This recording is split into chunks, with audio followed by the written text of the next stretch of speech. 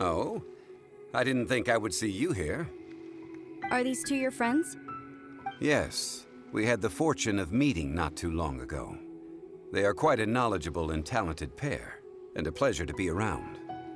Traveler, we were just discussing the history of Rex Lapis. Would you like to listen? This, good sir, seems not to appreciate the almighty power of the Lord of Geo.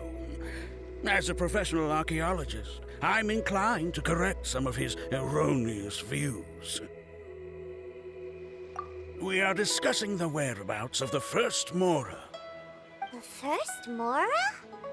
As everyone knows, the Lord of Geo taught the ancient people of Liyue the craft of smelting, creating goods that allowed them to develop trade with the early nations of that time.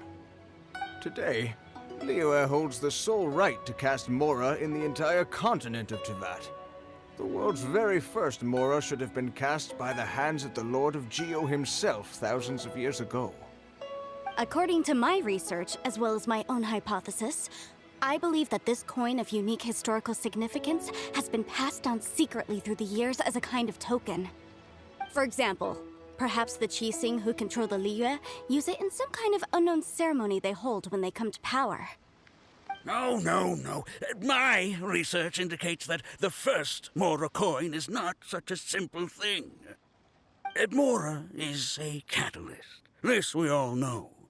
Even today, Mora is used in the mystic arts for its curious properties of weapon enhancement. The world's first Mora would no doubt possess the strongest power.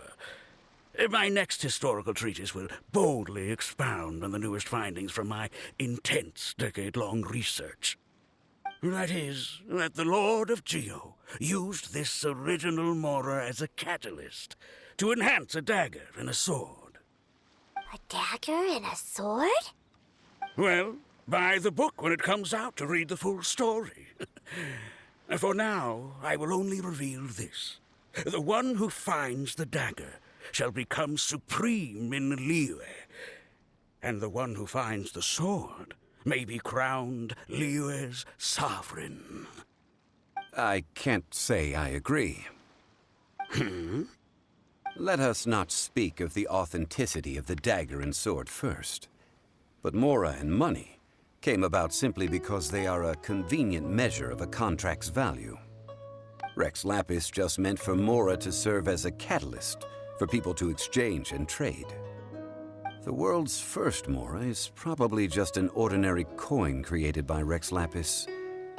As for its fate, the same as all Mora, I suspect. It was simply spent somewhere. I think that Mr. Hanshua's hypothesis seems reasonable. Mr. Zhongli's argument, on the other hand, lacks any evidence. How can you so easily dismiss the Lord of Geo's profound foresight? No, I am not debating right or wrong. I am simply stating a fact. Enough! Do you think you understand the Lord of Geo more than me? I know but little about history, and I wouldn't dare to brag. But discussion is meaningless if everyone has the same opinion, no? Well then, answer me this. Long ago, when Liyue Harbor was being constructed, the Lord of Geo taught the people how to build houses. The model home he used to teach them was completely cast from Mora, correct? That is correct, indeed. Okay, then tell me. Why would the Lord of Geo do something so extravagant if not because of the mystical power that Mora contains? There's a simple explanation, really. To the god of wealth and commerce, what material is easier to get than Mora?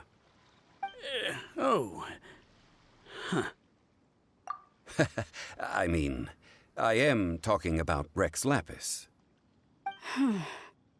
Excuse me, sir. I have some questions about archaeology. Can we find somewhere quiet to chat? I mean, if it's okay with you. Oh, it's no problem at all. But may my friend accompany us? Perhaps they could be of some help. Of course. They can come if that's what pleases you, sir. Let's go. It's an honor to meet you.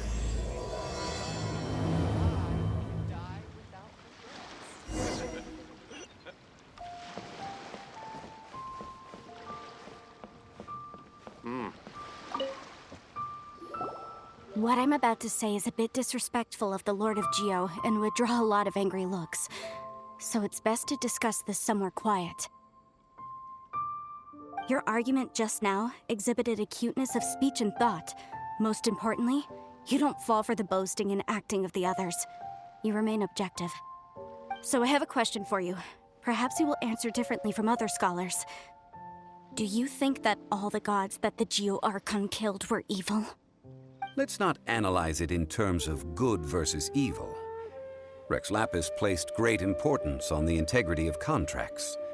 So any gods he killed certainly must have broken some kind of contract. Right! The Lord of Geo wouldn't kill the innocent. But when I was doing some research, I learned about the legend of the god of salt.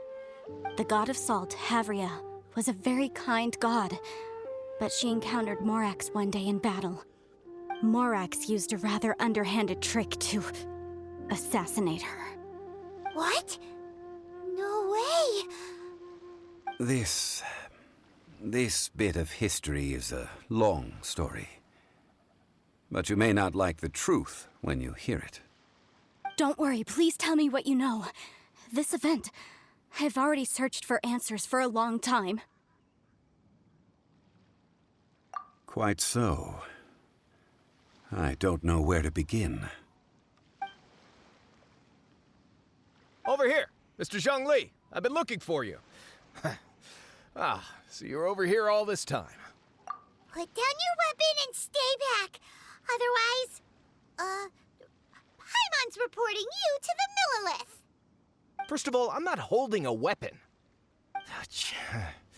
There's no need to overreact now. I'm simply an archaeological researcher from Snezhnaya. I'm not here for trouble. The Fatui say that every time. But this time, I registered with the Liyue Ministry of Civil Affairs. I could show you the official documentation if you want to see it. I will be conducting an archaeological survey here, the results of which will all be shared with the ministry. I heard that Wangsheng Funeral Parlor had a consultant named Zhang Li, with immense knowledge of ancient history and archaeology. So I paid Wangsheng Funeral Parlor a handsome amount to hire Zhang Li as my own consultant while I'm in town. So you mean to say that this is work for the Wangsheng Funeral Parlor, yes? Well, since it's work, I don't have a choice. A consultant of the Wangsheng Funeral Parlor must respect their duty. Of course you would be such a reasonable man. Well then, let's head out now, shall we? Wait, if you are studying archaeology, can I go too? I am also a scholar in this field, so I can help. That will give us a chance to continue the topic we were just discussing. Oh, and you should tag along too. This experience may be of help to you on your future adventures. It is a story from before the rise of the Seven. Although the god of salt has already perished, it will still be a meaningful experience for your journey. Wait. This is an archaeological expedition, not a tour group. That's too many people. But this friend of mine has a treasure-finding talent, surpassed by no one. It will surely be of great help to us. Oh? What talent? If my friend espies a treasure chest, they will absolutely find a way to open it. Hey, Paimon's good at that too. Well, that is quite enticing. All right then. Well, let's go. There's no time to waste. When the Overlord of the Vortex was crushed by the Jade Chamber recently, perhaps something of interest was washed ashore. An ancient artifact would be good. Traces of ancient activity would be great. But a piece of the god's limb would be even better. Who knows what surprises we may find.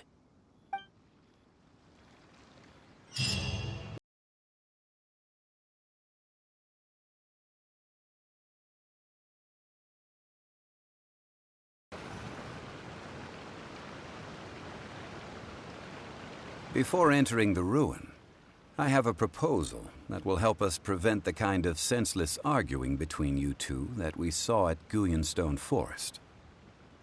Okay. What is it?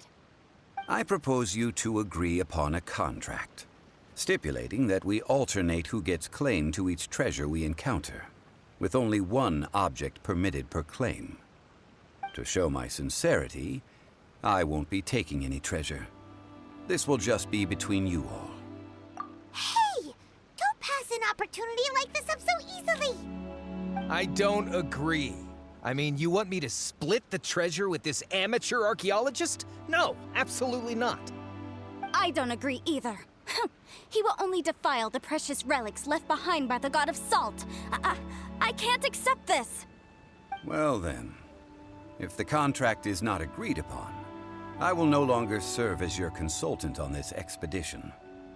You will have to rely on your own experience to find whatever treasures are hidden in this ruin, as well as traps. You have the audacity to demand this. Okay then. Even half of the treasure in the long-sealed ruin of the God of Salt should be enough to make a fortune.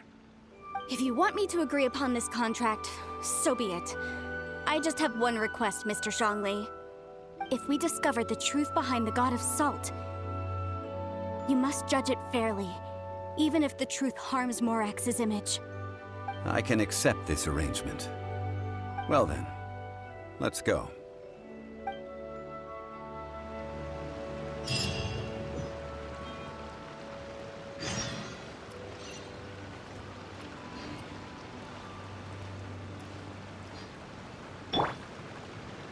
I'll protect us.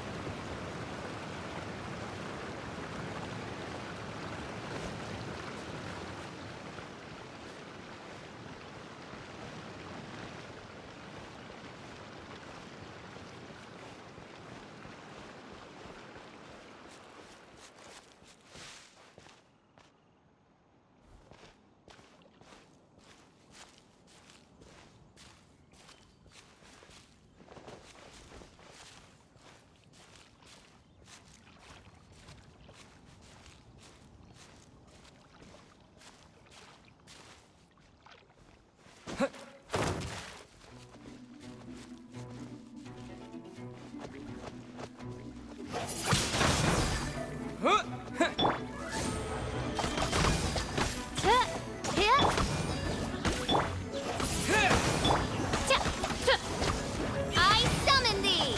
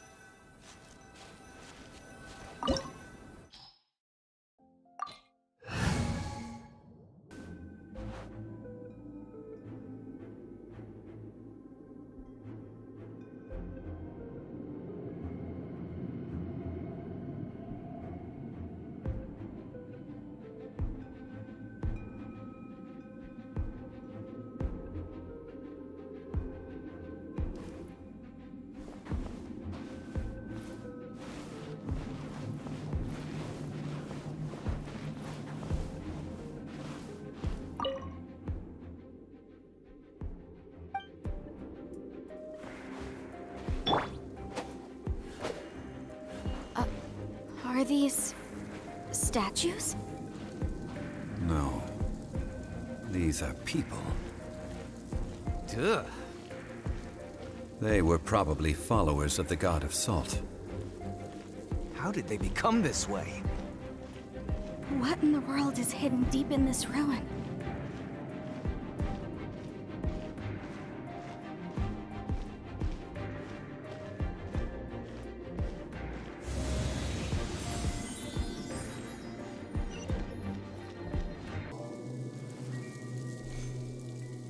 Look at this!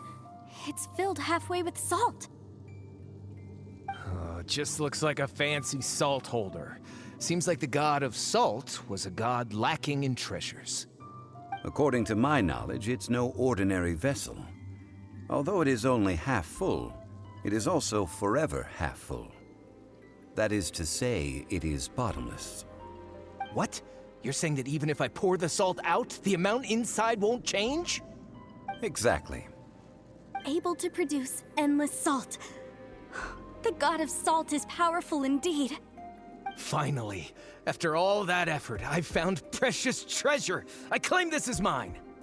I just need to pour the endless salt into 1,000 or 10,000 bags. I can sell it and make a fortune. Hey, how can you use a relic of the god of salt for such a shallow pursuit? If Mr. Clement wants this salt chalice, then the next object we find will belong to Miss Wanyan, according to the contract agreed upon. Of course, as we agreed. But how can anything be worth more than this rare find? Since we have a contract, it's no use for me to fight with him. Then let's move on, shall we?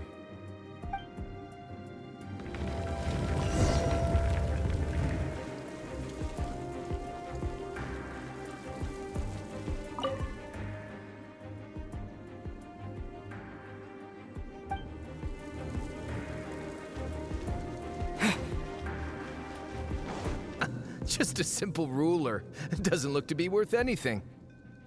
This, if I remember correctly, this is some kind of measuring tool. Indeed. But the god of salt imbued it with another power. When you stick this ruler in the ground, the surrounding area will become covered in salt, much like a rising tide covers the earth. The deeper it is stuck in the ground, the more salt will appear. It is essentially a bumper harvest of salt. What? That's even better than the salt chalice! Well then, according to our contract, the salt ruler goes to Miss Wanyan. No, unacceptable. I paid for and organized this entire expedition. Why should I get the short end of the stick? And this girl has been useless! Why would she get anything? Oh boy, here we go again. So you are saying you want to break the contract? So what if I break it? Now that I've seen how the mechanisms in this ruin work, I no longer need you. Let's not forget who hired who here. Why should I let you make the rules? Because you agreed to a contract. Rex Lapis once said, "Ones who break their contracts shall suffer the wrath of the rock." That is one of your Liyue gods. I am from Snezhnaya. I will suffer the wrath of the rock.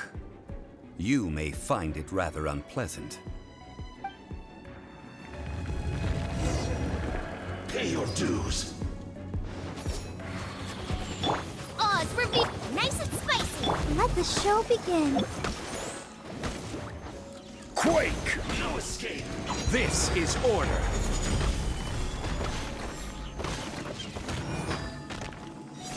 Rise! So soon. Midnight Phantasmagoria. Can't run from death. I shall confiscate your treasure as well. You are not worthy to continue any further into the ruin. Leave this place.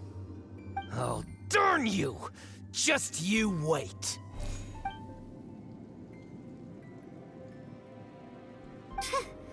Some archaeological survey.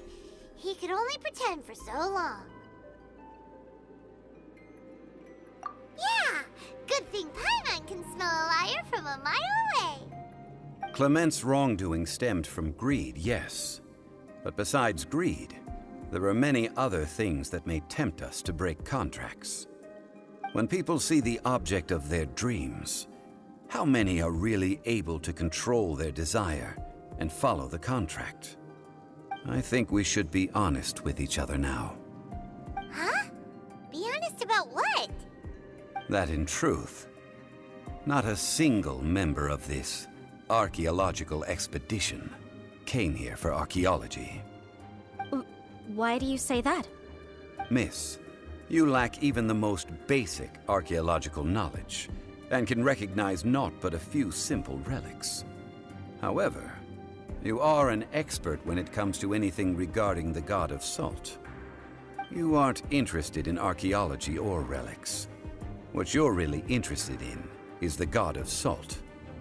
I believe those legends about the god of salt that you mentioned on the Pearl Galley are passed down between generations at Yinyuan Hall. Okay, that's enough. Sir, you are indeed a man of great knowledge and talents. I seem to have been right to seek you out once I plucked up my courage. You're right. I'm not a scholar of archaeology. I come from one of the 8 trades under the jurisdiction of the Qixing, Yinyuan Hall of the salt industry. Our ancestors were those protected by the god of salt all those years ago, when the Archon War engulfed the land in chaos. Oh, right! Now that you mention it, the people of Liyue very seldom use the name Morax. During the war, Morax assassinated our god out of envy for her power. He left us alone and lost in the world. We hate him! But this is Morax's Liyue after all. And its history is written as he wishes. So I seek proof of Morax's guilt. He has blood on his hands and cruelty in his heart. We agreed to a contract that we will face the truth head on, didn't we, Mr. Zhongli? You must judge this history fairly. Naturally, of course. But I must add, Liyue is no longer Morax's Liyue. Come with me. All the answers you seek lie ahead.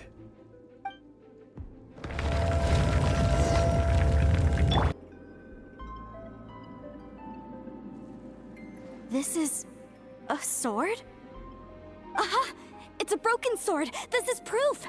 This proves that the god of salt had to fight back against the evil Morax. But sadly, she was defeated. The power of this sword surely is much greater than that of the Salt Chalice and Salt Ruler. If we can repair the sword, then we can show the world the mighty power of the god of salt. It does look like something left behind after being defeated in battle. 2 pieces of a broken sword. From an archaeological perspective, these are 2 separate relics. According to the contract, you can only claim 1. Why? We were alternating claims to treasure, true. But Clement is no longer here. Yes, but the only 1 object per claim clause still holds true. You cannot take 2 relics at the same time. This logic! Zhongli, she seems like a good person, and no one is fighting over the treasure. How about you let this one slide, huh? When there's a contract, nothing can be allowed to slide. If the contract is not followed, then it is broken. No! If I only take 1/2, then it can't be repaired, and the power of the god of salt cannot be restored. No matter what, I must be faithful to her. Even if it breaks the contract, I don't care. So you are already decided? Then there is a price to pay for breaking the contract. Zhongli! That is to say, you consign yourself to suffer the wrath of the rock. That's okay. The god of salt gave up her life to protect her people. My sacrifice is nothing compared to that. Punish me however you want. Just let me take this proof of my faith. No, you can't hit her! Perhaps that punishment would be easier for her. But, as punishment, I will tell you the truth. Huh? The truth? You mean the truth is my punishment? Yes. The truth that I am about to tell you shall be your price to pay for breaking the contract. I'm afraid to say that the god of salt, Havria, was not the powerful god you imagine her to be. Rather, she was a small and weak god who yielded to all other gods. When it came to war, she lost, never able to win a seat among the seven. What? During the Archon War, the gods of this world used all their strength and cunning to vie for control of Tevat. But Havria instead chose to flee. She thought that by giving up before a fight could start, she could save herself and her people from the war. However, during such a long war, there is no end to the advances of aggressors. After making countless concessions, Havria lost all of her lands, until only one small haven remained. No. No! It can't be so. In her last days, she had not even a single blade to defend her people with. Not even a single blade? Then... this sword... This sword is not a relic belonging to the god of salt, but is instead the murder weapon used to kill her. Murder weapon? No! That's not true! That can't be true! You're trying to test my faith in the god of salt. As I said before, I only state the facts. Preposterous! You are a follower of Morax! Don't try to trick me! Hey! Hey! Come back! Indeed. Otherwise, why would I use the truth as punishment? I did not want to tell her such cruel facts. But the contract was broken. Let's follow her deeper into the ruin. There, I fear, we will find something that will leave her no choice but to face the truth.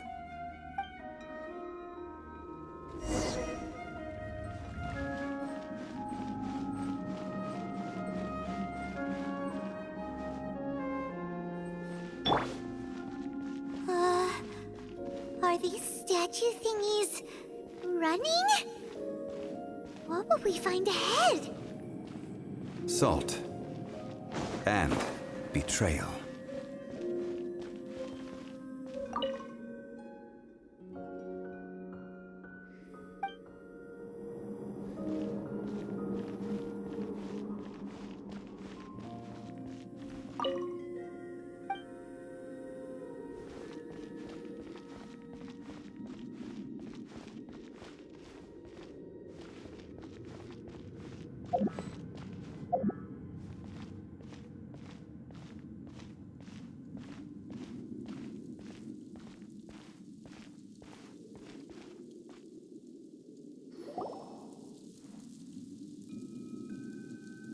What are all these? What did they see? What did they do? What happened? Since you do not trust me, let us continue onward. That which lies beyond this door will show you all that happened back then.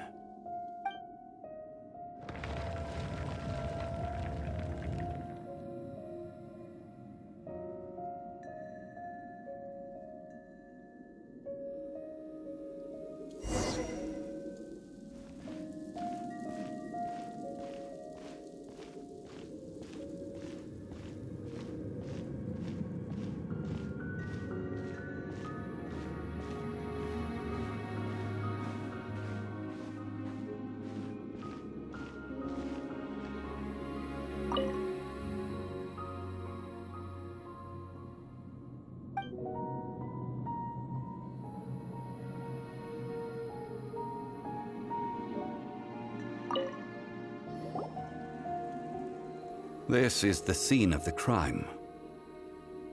Havria's body dissipated, leaving nothing but these traces of salt. Her dying moments have since been frozen in time to this very day. The story continues that some among her people realized at last that this gentle, kind, but weak god could never protect anyone in wartime. The Archon War was cruel in the extreme. Instead of consigning her to the agony of defeat, they thought perhaps it would be better to give her a quick release. But what about these statue thingies?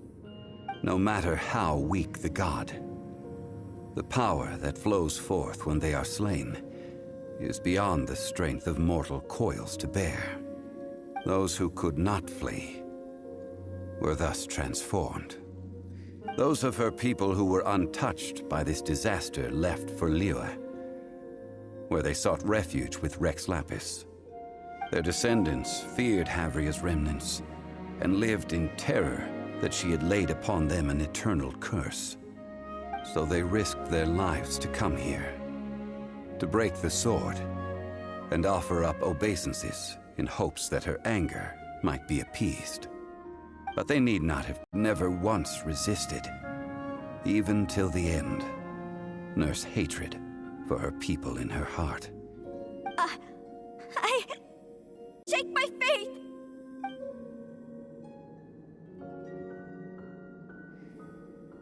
Yikes. Zhongli didn't show any mercy this time either. This is the price she must pay. Yet I would not call it a bad thing. Judging by how she appeared, I fear that she will struggle for a time. But even if she may not escape that struggle immediately, simply recognizing the truth is good enough for now.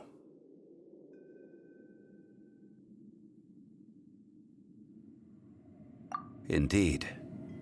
In ages past, Havria's story served as a warning to me as well. Faith in a god who has already passed will do you no good. So it is for Havria. And so it is for Morax also. All right then.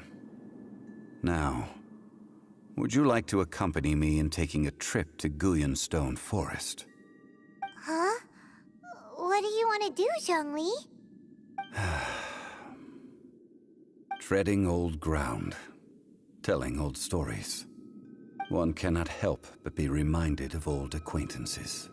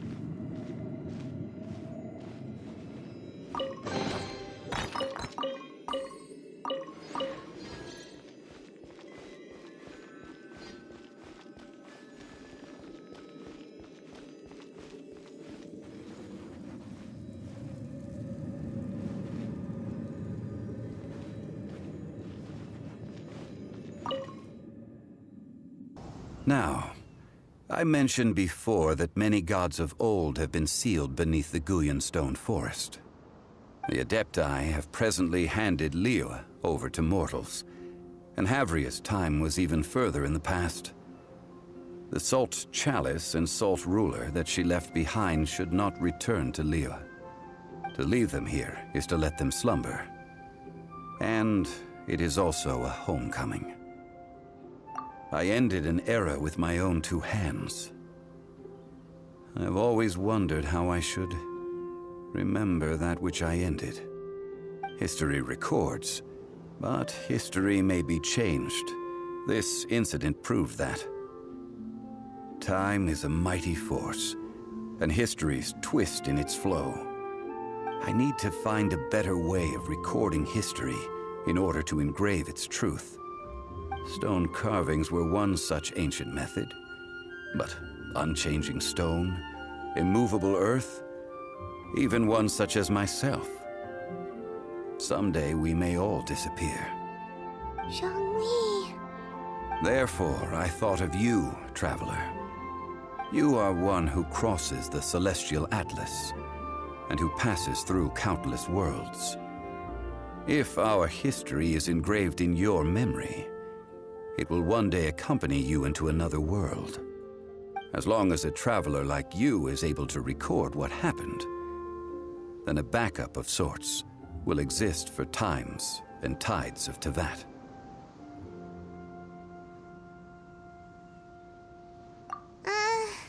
Sounds like tough work.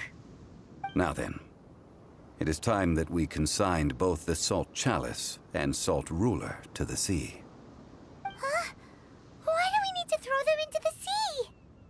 As I said before, this is the place to which the remnants of many bygone gods are consigned. This includes Osial, Overlord of the Vortex, who the Jade Chamber most recently returned to this ocean prison.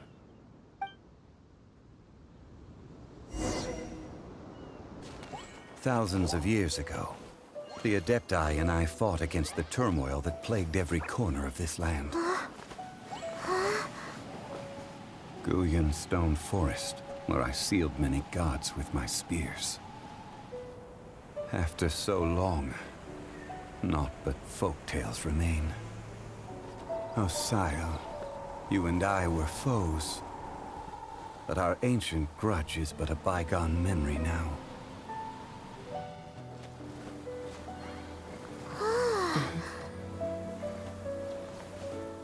May that which Havria has left behind be yours to subsume.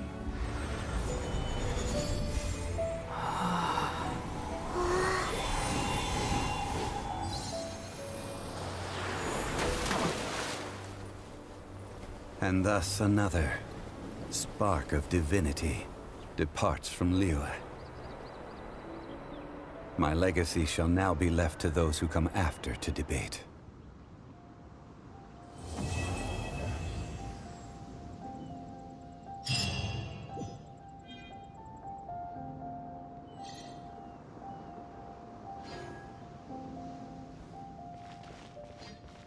I will remain here for a while. I fear that moments of reminiscence like this can only grow fewer. Though the Salt Chalice and Salt Ruler do have power in their own right, they are nothing before Osial. If a day comes when he should recover his strength and return, I believe that even so, he will be defeated once more.